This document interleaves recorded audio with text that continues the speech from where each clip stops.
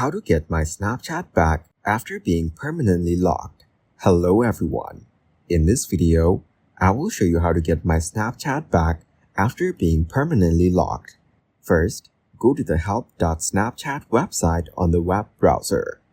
Then, it will show you different problems on Snapchat that you can solve by selecting any of them.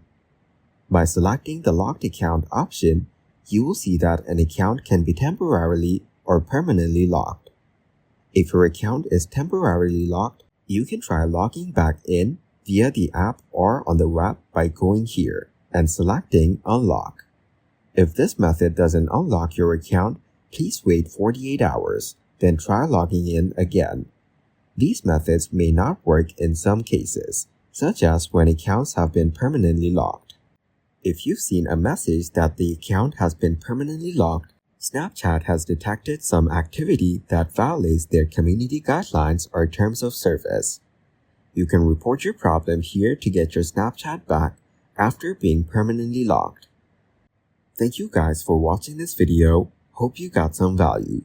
Make sure to like the video and subscribe to the channel to get notified of new videos.